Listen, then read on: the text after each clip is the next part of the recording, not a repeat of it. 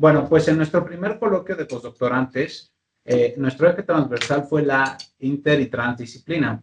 Para este segundo coloquio planteamos la multisectorialidad porque creemos que no solo es establecer diálogo entre las distintas disciplinas, una necesidad para afrontar las complejas problemáticas que afrontamos, sino también entre los distintos sectores. En este bloque, como pudimos ver, uno de los ejes que atravesó a los distintos sectores es el cuidado. Lo pudimos ver con las distintas pláticas, desde el cuidado en las relaciones, en la salud y más allá de la salud, en la comunidad y también el cuidado hacia el medio ambiente y los territorios. Entonces, bueno, les propongo que tengamos dos momentos, uno donde yo les voy a lanzar una o dos preguntas generadoras al panel de las 5 personas que presentaron para que puedan abrir una discusión, y en un segundo momento vamos a poder abrir un poco al público en general para comentarios o preguntas que tengan por ahí.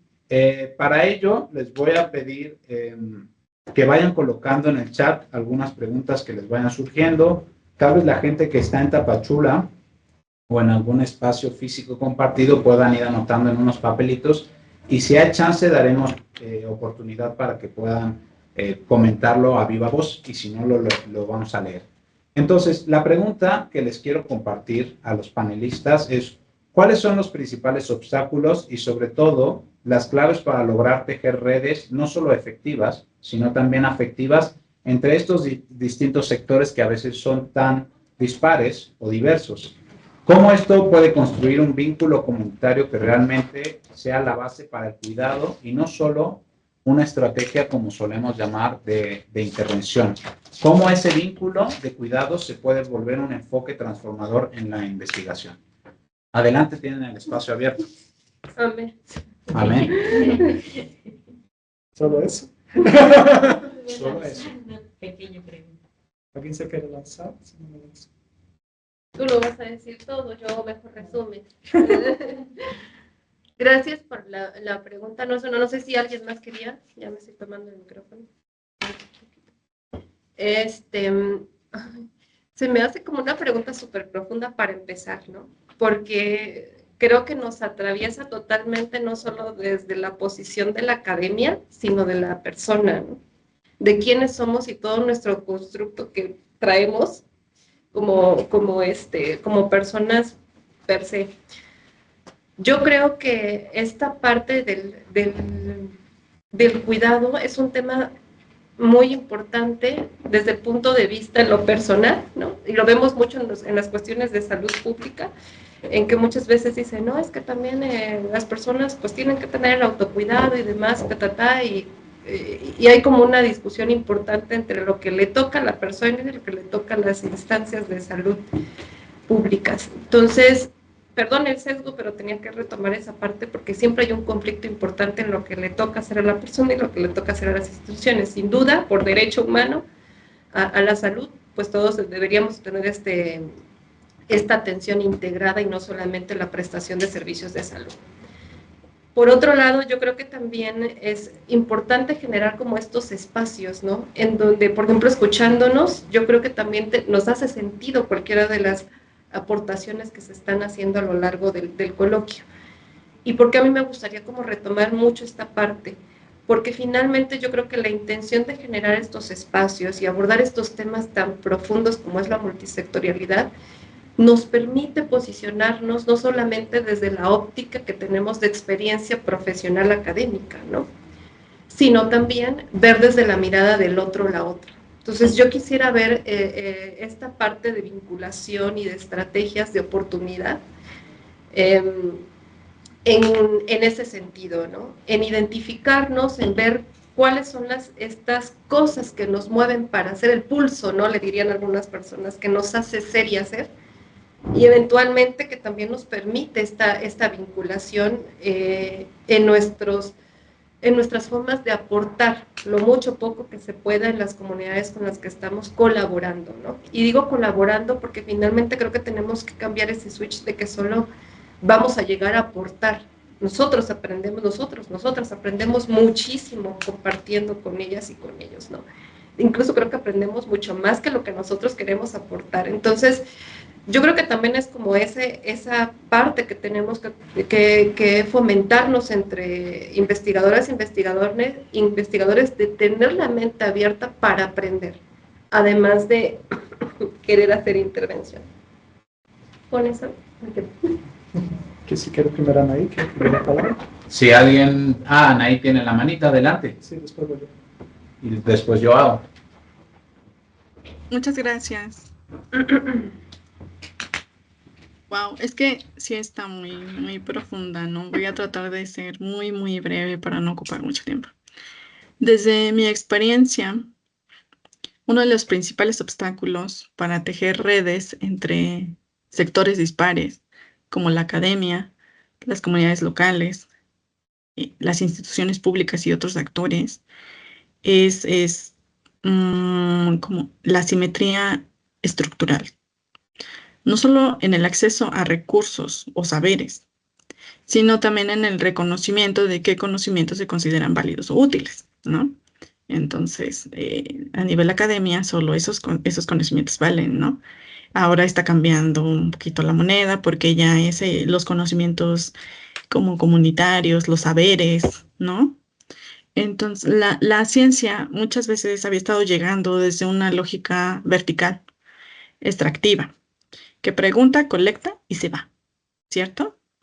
Esto debilitaba o debilitó por muchos años la confianza y dificultó la formación o la construcción de vínculos duraderos. Entonces, para que este vínculo se pueda transformar en un enfoque de cuidado, necesitamos replantear nuestras formas de hacer ciencia. En mi caso, por ejemplo, trabajar con peces me ha llevado a preguntarme no solo a qué le pasa al ecosistema, sino a quién vive ahí, quién se ve afectado, quién tiene algo que decir, ¿no? Entonces, el cuidado como enfoque no es solamente proteger algo frágil, sino comprometerse con estos procesos colectivos que sostienen la vida en sus múltiples formas. Esto implica escucha, tiempo, humildad y reconocer que transformar requiere también, por así decirlo, incomodarse también desde la academia. Y bueno, eso es lo que les quería compartir. Gracias. Zuleika y Jamie, si quieren alzando su manita después de Joao para participar. Adelante, Joao. Bueno, vamos por partes. Entonces, centrando en lo que estás diciendo de redes afectivas y efectivas, ¿no? Una cosa que se me fue, porque hacemos bastantes cosas, la verdad, es que recibimos junto con Adriana unos estudiantes de la UMA, y justo lo que ellos hicieron fue diagnóstico de comunidades de aprendizaje de COSUL.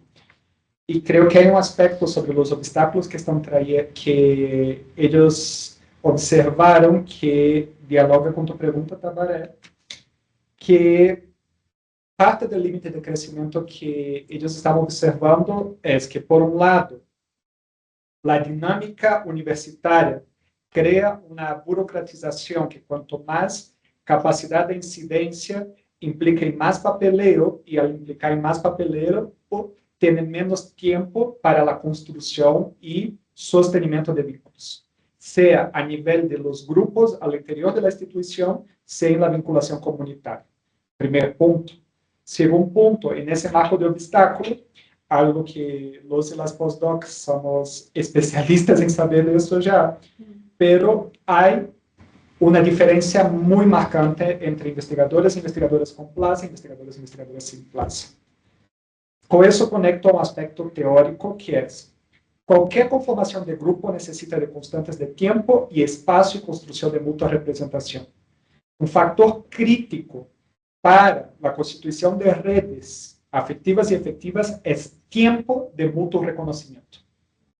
Então, se os processos de vinculação, os processos de construção de redes estão em manos de pessoas que estão com insegurança laboral, isso se vuelve um problema crítico, porque estamos vendo que os investigadores e investigadoras com classes quedam aplastrados e aplastadas com marcos burocráticos, porque concentram por un lado concentran el poder, pero la contrapartida es que también concentran responsabilidades y con eso necesitan delegar el tiempo para las actividades de constitución y fortalecimiento de redes a personas que están con procesos de precarización laboral dentro de las instituciones universitarias, y eso, a su vez, es un punto crítico de riesgo, ya que las redes son codependientes de la permanencia de las personas que constituyen esas redes en los espacios.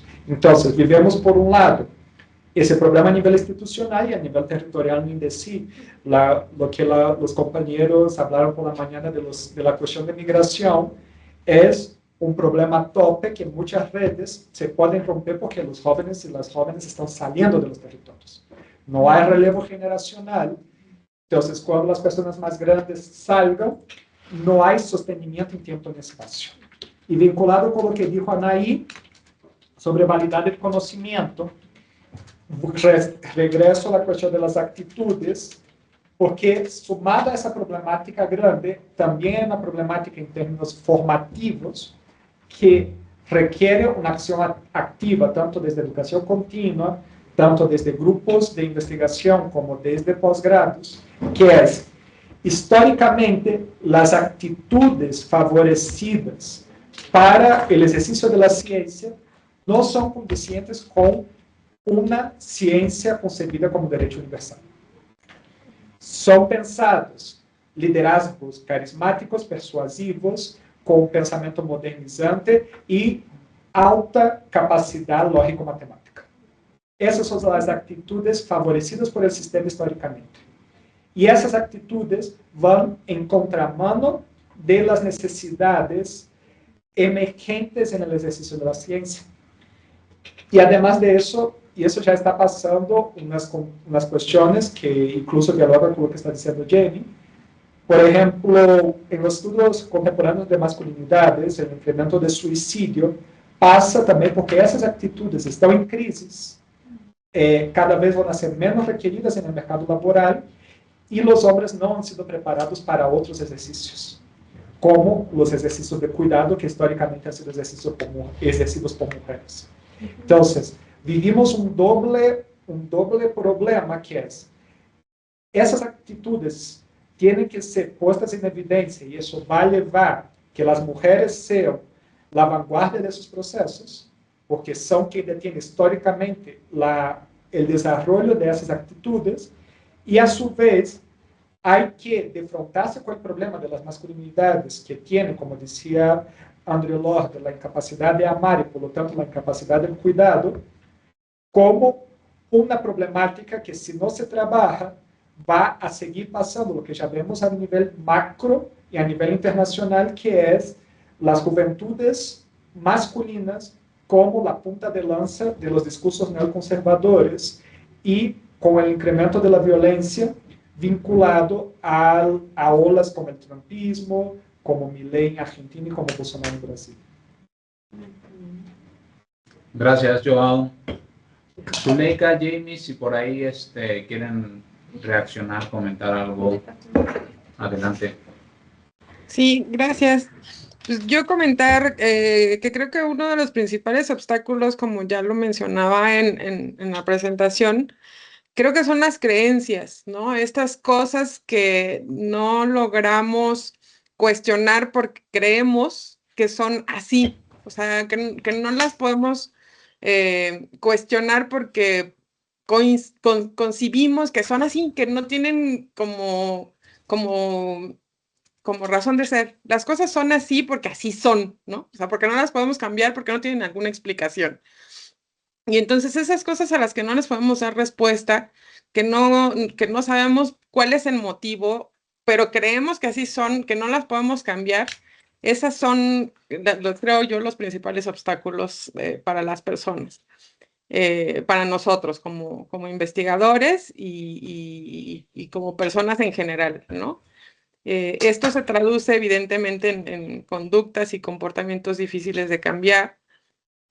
Pensando en las masculinidades, este es uno de los principales problemas para los hombres, pero no solamente para los hombres, incluso también para las feminidades, para las mujeres, también cuesta mucho trabajo cambiar ciertas ideologías, ciertas codependencias, ¿no? Ciertas visiones del mundo.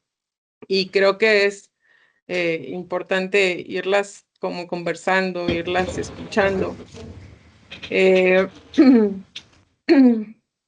Creo que otro problema es concebir o pensar en que tenemos la verdad absoluta cuando pensamos que somos estudiosos de algo, ¿no? Decir, claro, pues como es algo científico, pues ya entendí que esto es así igualmente, ¿no? Porque tengo ciertos conocimientos, porque ya lo estudié, porque ahora me toca ser el conocedor de esto y enseñar a los demás que las cosas así son, ¿no? Porque tengo herramientas o tengo elementos para decir que las cosas son así.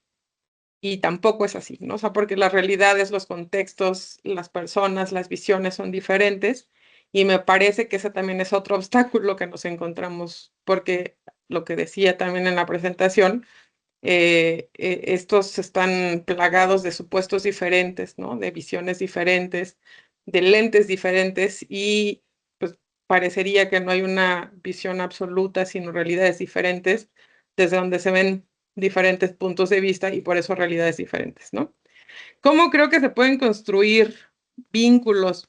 Pues a partir de buscar cómplices, ¿no? A partir de tejer estas redes, como bien se dice aquí en este segundo coloquio, ¿no? Buscando redes, buscando cómplices, buscando compañeros con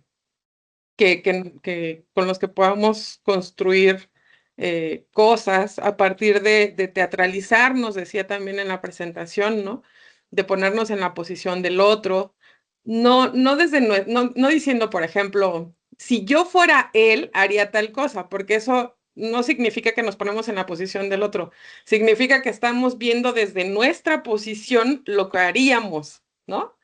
Pero no nos ponemos en su contexto. Si yo fuera, por ejemplo, pensando en que estuviera hablando de un hombre, yo no diría, si yo fuera hombre de determinada edad, si tuviera tantos hijos, no, sino diría, yo siendo Jamie, mujer, haría tal cosa, ¿no?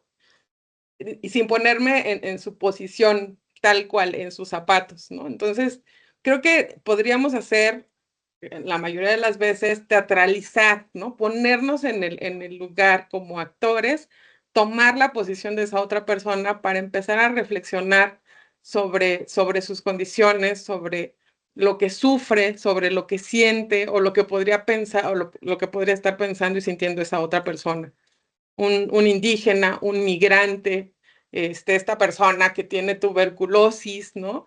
Las emociones que le causa, las dificultades de ir a pedir atención médica, de no poder proveer económicamente, en fin, este tipo de cosas habría que tomarlas en consideración, ¿no?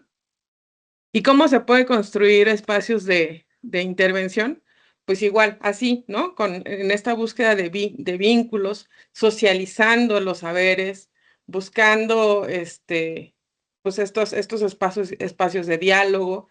Creo que esas son formas muy factibles y pues esperando que funcione, ¿no? Esperando que estos nuevos saberes le caigan a alguien y que piensen que es una buena forma y que les sean útiles y que a partir de ellos vayan formando ciertos conocimientos.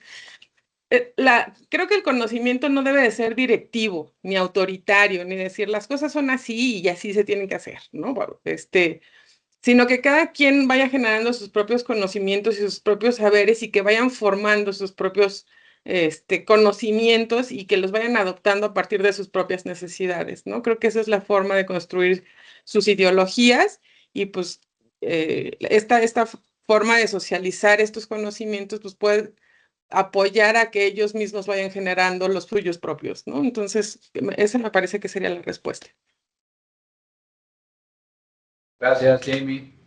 Zuleika, si por ahí tienes alguna resonancia con lo que se ha comentado, igual de momento no hay preguntas en el chat. ¿Sí? Ah, bueno, entonces a mí no me aparecen en este chat. Vamos a ver en mi compu. Sí, creo que. Bueno, Zuley, no sé si iba a abrir Zuley. Sí, sí me escuchas. Adelante. Buenas tardes. Hola, gracias. Bueno, yo voy a ser breve. Básicamente, desde el enfoque de mi investigación, de los principales obstáculos, pues son cuestiones de la institucionalización biomédica, aspectos hegemónicos que impactan en la forma en que las personas llevan sus procesos de enfermedad y salud y atención, ¿no? Todo lo que implica, bueno, la salud primero, cuando se enferman y cómo se atienden. Esto porque impacta en precisamente cómo se percibe la manera en que ellas y ellos también resuelven a través de la autoatención el proceso de enfermedad, ¿no? Como lo que les presenté con las medicinas alternativas, que pues históricamente han sido desacreditadas, a veces no del todo. Y no hay que generalizar tampoco porque hay médicos que también recomiendan cuestiones alternativas. En mi trabajo más adelante abordaré la medicina tradicional, pero pues la imposición hegemónica por lo general te dice solamente el tratamiento médico, ¿no? Es el único que puede ayudar y todo lo demás se descuida, cuando pues todo esto también ayuda a que la persona lleve de una mejor forma su proceso, ¿no? Entonces, uno de los mayores obstáculos en ese punto, ahora hablando de la multidisciplina, pues la otra gran parte que voy a ver pues tiene que ver con las empresas. En el caso de Campeche está la empresa del ingenio azucarero y pues el uso de agrotóxicos que actualmente, bueno, ya hace unos años, hace aproximadamente 15 años, pues han estado utilizando sin medida, sin un control. Esto también tengo ciertos datos ya, avances, y que pues están impactando, por ejemplo, el uso del glifosato en pues la salud de las personas, ¿no?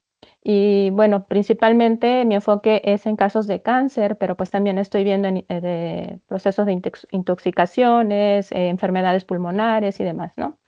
Entonces, el otro gran obstáculo es cómo lograr esa comprensión, ¿no? A partir de aspectos que son de imposición, que son hegemónicos, y que, bueno, pues tampoco se busca como una cuestión imperativa de intervención porque es muy complicado, ¿no? Sabemos que tocar temas, por ejemplo, el uso de agroquímicos, lo primero que te preguntan, bueno, ¿cuál es la otra solución, no? ¿Cuál es la solución? Si el químico nos afecta. Y pues ya son cuestiones donde está la intervención del Estado. Quiero también destacar, por ejemplo, el programa de Sembrando Vida que está promoviendo en los fertilizantes que no se usen agroquímicos, ¿no? Bueno, todo esto es un proceso, todavía son algunos, no lo mencioné en mi presentación porque son cuestiones que voy desarrollando y que hoy me baso en las experiencias que, por cierto, pues son muy importantes. Siempre en la gran mayoría a veces de la cuestión justamente biomédica, hegemónica, pues nos presentan datos, ¿no? Y se desdibuja esta cuestión de la historia de vida de las personas y de los cambios que se dan y que impactan en toda la familia y en este caso, pues en todo el grupo social. En el caso del enfoque de cuidado, desde mi perspectiva como investigadora, lo que yo he hecho, pues tiene una cuestión, desde la base y desde el principio, un aspecto ético muy fuerte, porque estoy tratando con personas que están también en procesos de cáncer. Esto ha cambiado completamente pues el abordaje de la investigación y también personalmente en la forma en que yo he desarrollado mi investigación, ¿no? Me ha cambiado en cuestiones personales, del sentido de la vida y demás, porque son personas que justamente cuando te platican, pues hay una modificación, ¿no? Muy profunda en sus vidas.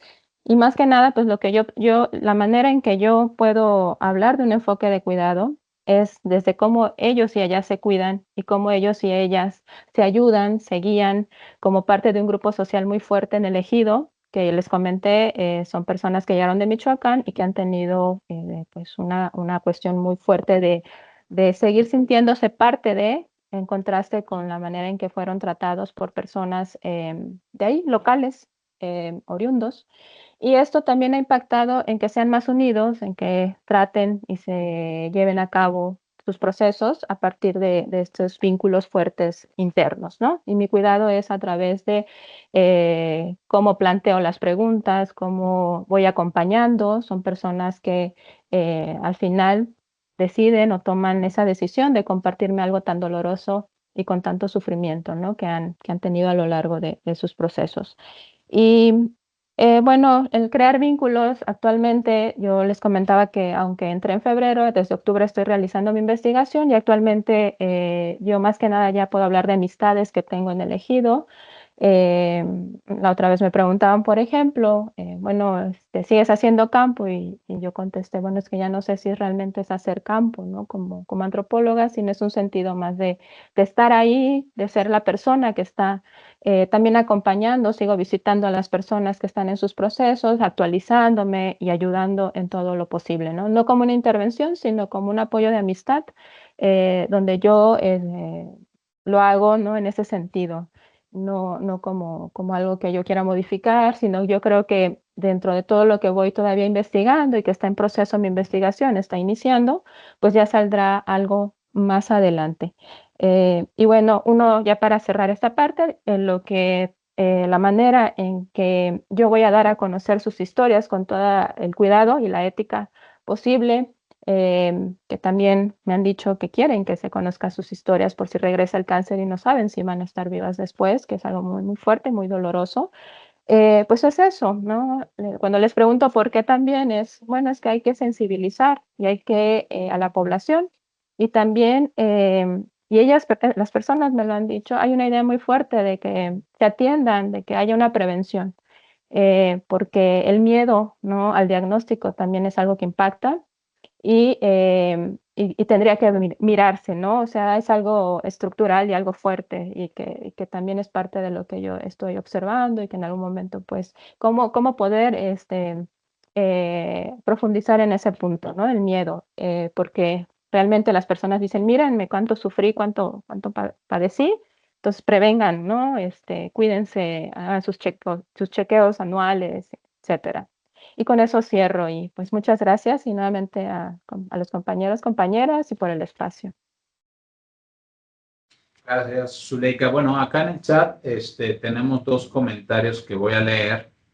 El primero es hacia Zuleika. Dice, las causas del cáncer son posiblemente por agroquímicos. ¿Podrías ahondar un poco más en eso?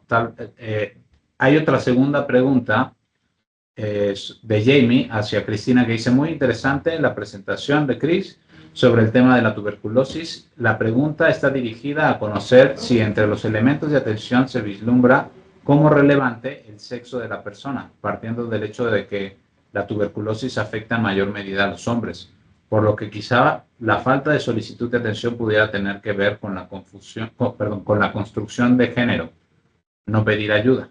Habrá protocolos de atención pensando en la persuasión de la población masculina.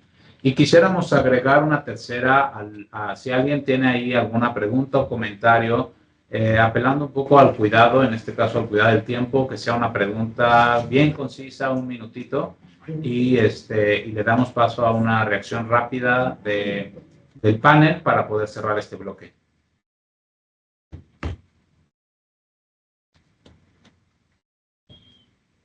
¿Está Zule o contesto yo? Bueno, adelante. ¿Inicio? Sí. Sí, por favor. Gracias.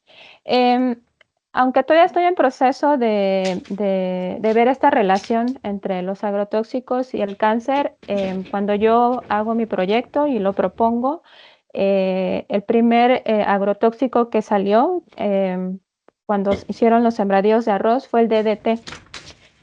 Esto fue por un dato que un investigador, un ingeniero dio hace como 30 años. Él estuvo en Ulumal y se movilizó en las áreas donde estaban los grandes sembradíos de arroz. Esta persona vive en Jalisco y él lo que había comentado a un médico de Champotón al cual acuden, un médico particular muy conocido, y el ingeniero le dio la información de que había grandes cantidades, hizo todo un análisis de DDT altísimas que iban a durar 30, 40 años ahí en la tierra, porque lo que sucedió fue que cuando sembraron arroz, la semilla que usaron no era el arroz palay, y se les moría. Entonces, con tal de salvar la producción, pues usaron mucho el agrotóxico que en ese momento esta persona había referido como DDT. Y bueno, el caso es que en todo ese contexto, ubicándonos geográficamente, pues Ulumal queda en un punto intermedio entre el gran sembradío que se llama Valle de Yojaltún y el otro que ellos hicieron, los sembradíos de arroz. Y que ellos mismos me han platicado los campesinos que usaron muchos agrotóxicos con la idea de que se diera el arroz, ¿no? Ya luego más o menos se dio esa producción y en la segunda pues ya fue el arroz palay, lo trataron de medio controlar, pero pues la tierra, ¿no? Seguían como sea usando el agrotóxico. Todavía estoy en este proceso de ahondar en esta relación, como les comentaba. Eso es por una parte, estamos hablando de finales de los años 70. Actualmente, hace 10 o 15 años, empezó la producción a gran escala, o sea, en champotones a gran escala, de la caña de azúcar, la siembra y cosecha de caña de azúcar, y están usando muchos agrotóxicos, y que ahora, por el tiempo que hay que esperar, pues lamentablemente para ver cómo afecta en los seres humanos, pues el de la caña apenas está en ese periodo donde se pueda proyectar las enfermedades. En el caso de lo que fue anteriormente, puede ser DDT u otros, porque me han mencionado varios, ya se pueden pues, proyectar, ¿no? Uno de los datos que di cuando hice la presentación de que se acumula agua es justamente cuando baja el río, se acumula en Ulumal y creemos, esta es la hipótesis de que sea por el agua, a través del agua, de cómo la consumían, que también todo un proceso que me voy a alargar, pero por el momento eso es lo que puedo ampliar un poco, y pues que está en proceso, ¿no? Empecé por las experiencias de las personas y ahorita estoy en este proceso de ver esta relación. Gracias. Adelante, Cris. Gracias. Gracias por la pregunta, la verdad súper interesante y es algo que de hecho ya se están generando nuevas evidencias de por qué afecta más la tuberculosis a varones que a mujeres. En realidad tiene que ver con muchos aspectos, con muchos factores. Algunos de ellos podrían estar relacionados a aspectos biológicos per se, como puede ser, por ejemplo, las cuestiones hormonales, ¿no? La testosterona es un inmunosupresor importante y por otro lado el estrógeno es un inmunoestimulador. Entonces, digo, esas y entre otras cuestiones también de hábitos, como el consumo de alcohol, drogas, etc., etc., etc., que normalmente se atribuye a hábitos que están más relacionados con varones, también se ha analizado, se ha estudiado que pudieran ser factores que estén contribuyendo a una mayor prevalencia de casos de tuberculosis en varones que en mujeres. Otros aspectos sociales, digamos, también podrían estar relacionados a la cuestión laboral, ¿no? A que normalmente o socialmente el varón es el que sale del trabajo y el que está más expuesto a tener la infección por TB. Bueno, y muchos otros factores más. En cuanto a las mujeres, a mí me gustaría puntualizar en que se están generando también estudios que den evidencia de qué tanto también se está haciendo un subdiagnóstico de casos de tuberculosis en mujeres, ¿no? Por el acceso, por cuestiones de género per se, por cuestiones incluso del cuidado, ¿no? A todos estos varones que enferman, nos pongamos en ese escenario, todos los varones que enferman en un hogar, normalmente quienes tienen este papel del cuidado, pues son las mujeres, y por tanto también están en exposición al bacilo. En donde se han hecho protocolos para poder persuadir más a varones, en realidad estamos avanzando, creo que de alguna manera, ¿no? En generar estas formas de sensibilizar también a esta población en cuanto al enfermar por TB y a la transmisión. En Kenia, en Uganda, en esos países, en India, en estos lugares donde más casos de tuberculosis hay, es donde también se están haciendo más estrategias, ¿no? Porque es una necesidad inminente de hacer el control de la TB. Y a mí me gustaría como nada más compartirles algo que a mí me me dejó muy alarmada, ¿no? En cuanto a los casos de tuberculosis aquí en nuestra región, en que muchas veces te toca hacer encuestas y triangular. ¿A qué me refiero? A que vas a hacerle una encuesta a una persona afectada por TB que es una mujer, pero terminas hablando con el esposo porque finalmente como intermediario él es el que te va a dar la información. O sea, directamente a veces no podemos hablar con las mujeres, sino más bien es, tú le haces la pregunta a ella y él te responde por ella, ¿no? Entonces, esta brecha también de género es fundamental e indudablemente tendría que ser como más robustamente analizado en cuestiones del acceso a los servicios de salud y, y de control de la tuberculosis. Gracias por la pregunta, estuvo buena. Gracias, Zuleika y Cris. Bueno, pues para cerrar, bueno, por ahí en Tapachula parece que finalmente hay una preguntita. Sí, ¿puedo hacer una pregunta, un comentario, Tabar? Sí, adelante, de manera Rápido, breve. me gustaría comentarle a Zuleika que nosotros acabamos de hacer un levantamiento de encuestas en la comunidad de La Palma, la Reserva y la Encrucijada, y justo identificamos que hay muchos casos de cáncer. Ellos dependen de la pesca que se realiza en zonas que están muy cercanas a plantaciones de plátano y palma de aceite, ¿no? Entonces, sería bueno ver esa relación, ¿no? Yo no estoy abordando específicamente eso, pero que te escuchaba y me llama mucho la atención porque es un tema doloroso, está muriendo mucha gente de cáncer, señoras, incluso una señora que yo conocí hace un año que había platicado con su esposo, pescador, ya murió de cáncer y fue muy rápido, ¿no? El proceso. Y yo no tengo mucho conocimiento de ello, pero me llama la atención tener esos datos, ¿no? De la gran cantidad de gente que tiene cáncer ahí, la relación con estas plantaciones que están muy cerca y que ellos informan que está el agua muy contaminada por estos agroquímicos, plaguicidas. Entonces, ahí estaría bueno, ¿no? Ver un poco esa relación. Y bueno, felicidades a todas y a todos. Es una mesa bien interesante.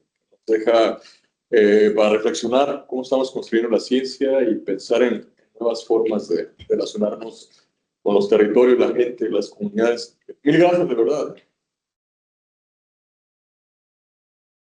Gracias, adelante, Zuleika. Gracias, Tabaré, y también muchas gracias por el comentario.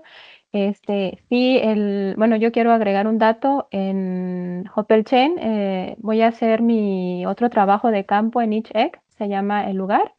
Y ahí está justamente apareciendo lo corto del tiempo que antes esperaban entre 30 y 50 años más o menos para la aparición de justamente lo que estoy observando en Ulumal. Ahora ahí por el uso del glifosato, que también llega de los lugares de asentamiento menonitas, que ahorita creo que han estado pues siguiendo lo de las noticias sobre las abejas, que han muerto millones de abejas, pues también eso llega pues a los seres humanos y entonces se está viendo algo muy similar al comentario de que en 10 años o 15 se están ya empezando a presentar casos de cáncer y también, por ejemplo, en el caso de un señor que es como el adelanto que puedo tener, su hijo murió de cáncer y él se dedicaba precisamente a la milpa y es el uso y ahorita o por lo menos en este ejido el que está así saliendo como foco es el glifosato, ¿no? Entonces sí, todo esto son cuestiones que pues están emergiendo y que creo que son muy interesantes de abordar y pues más adelante incluso poder relacionarlo, platicarlo con muchísimo gusto y muchas gracias por el comentario y por la atención. Gracias.